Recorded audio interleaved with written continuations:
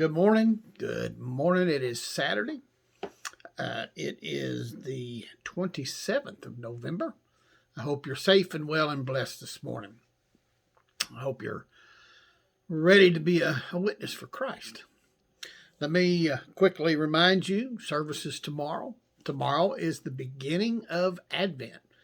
So 4 weeks till Christmas. Wow.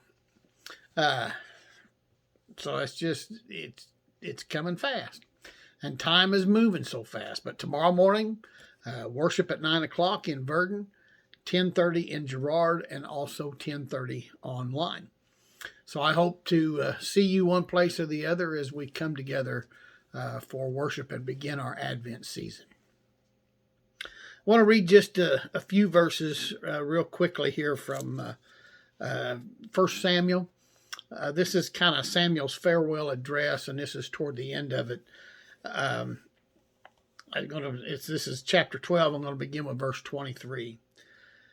As for me, I will certainly not sin against the Lord by ending my prayers for you, and I will continue to teach you what is good and right. But be sure to fear the Lord and faithfully serve him. Think of all the wonderful things he has done for you.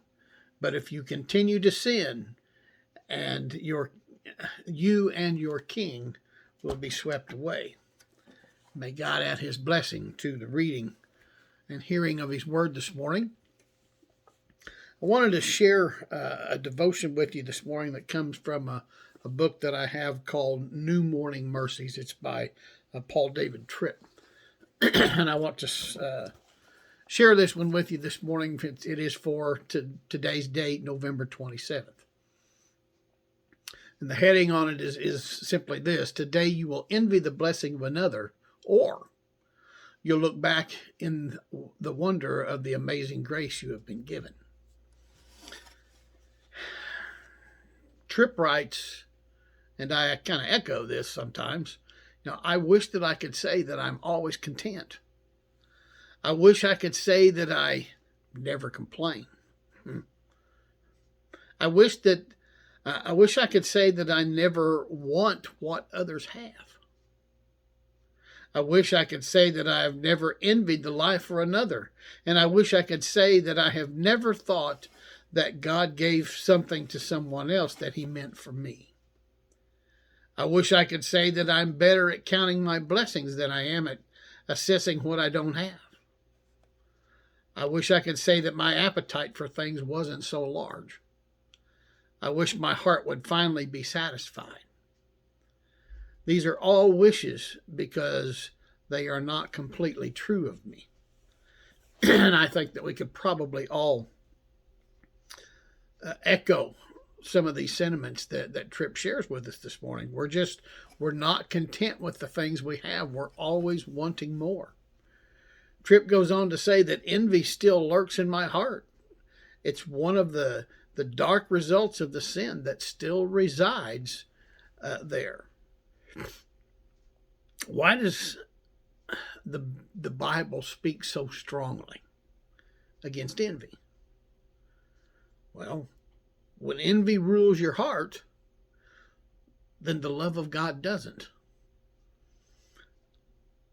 Think about what envy does.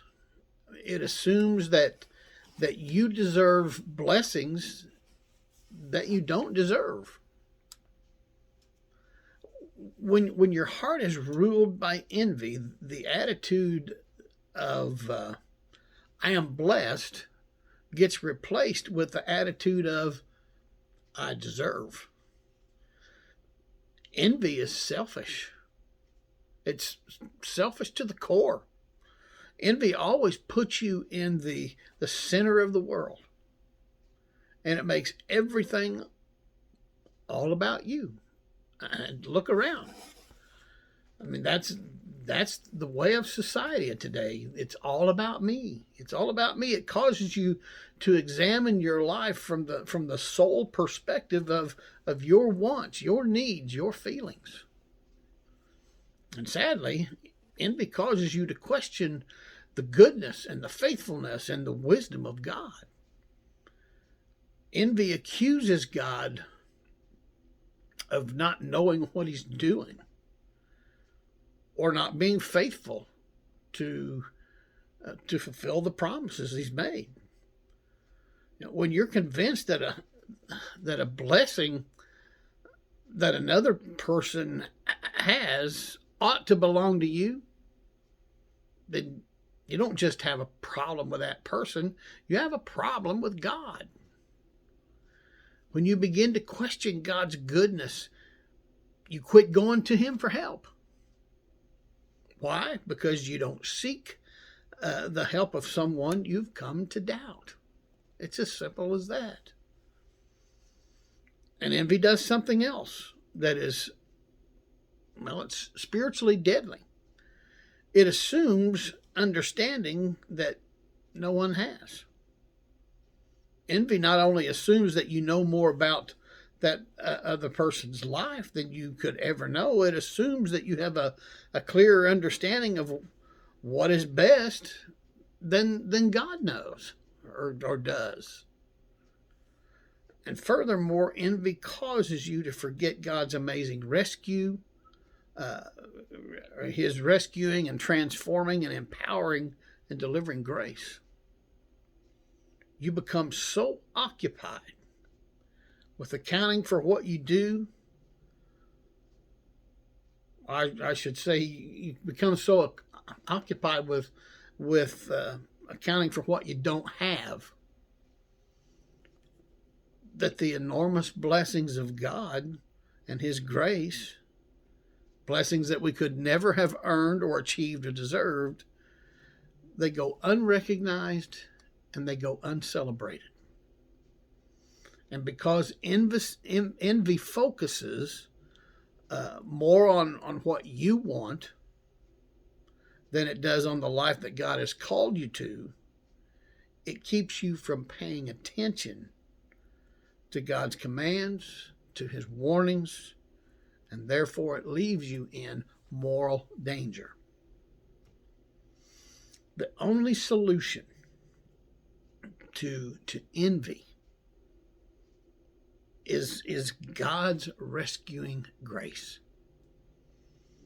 Grace that turns self-centered sinners into joyful and contented worshipers of God. So as we begin this Advent season, let us not envy others. Let us praise God for what he has given us. He loves us. And let's show his love, show our love for him by not envying others. I'm Pastor Mark. Love you guys. Be safe, be well, be blessed, be strong. Go do something for Jesus. And I'll see you tomorrow in worship.